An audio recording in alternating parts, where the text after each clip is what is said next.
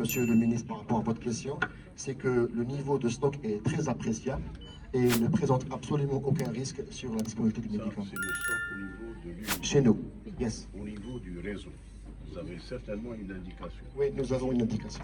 On sait qu'on peut approvisionner en continu sans aucune rupture de stock avec le niveau de stock que nous avons au niveau des usines. Nous travaillons aussi en collaboration avec votre administration pour aussi déclarer les niveaux de stock des nôtres. Ça peut nous rassurer sur les stocks d'ici au moins 3 mois. Exactement.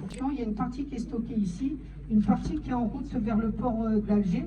Donc c'est vraiment concrétisé et on a ce numéro de lot de cette insuline pour un montant de plus de 11 millions d'euros avec une rentrée nette de près de 4 millions d'euros. Et dire que l'année passée, tout le secteur de l'industrie pharmaceutique n'a pu exporter que 3 millions d'euros. Là, rien que l'insuline, il y a déjà 11 millions d'euros et c'est important.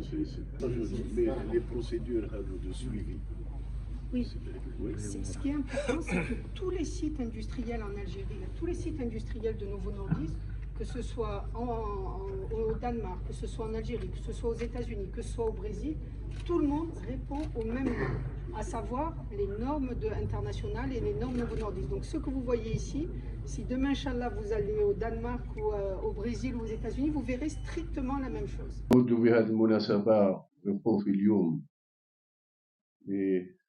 نشرف على انطلاق أول كميات من الأنسولين للتصدير.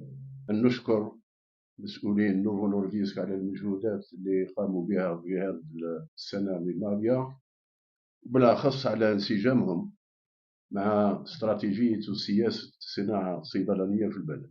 L'expédition du premier lot d'insuline fabriqué en Algérie, made in Algeria, vers un pays dans lequel il est difficile de placer des médicaments. Je dirais bravo pour le challenge pour Novo Nordisk. C'est un début.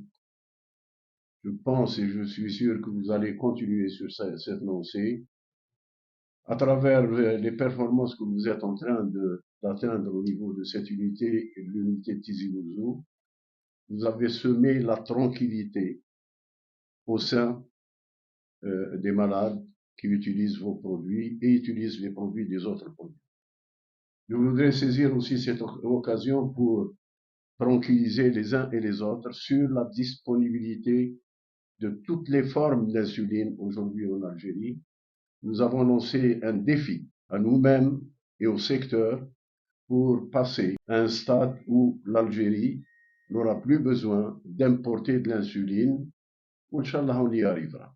Déjà, le challenge qu'on a atteint cette année, et vous êtes les meilleurs témoins, chaque année, pendant le mois de carême, le problème d'insuline se posait. Pour la première fois dans l'histoire de l'Algérie, le mois de Ramadan cette année est passé d'une manière où il n'y avait aucun problème.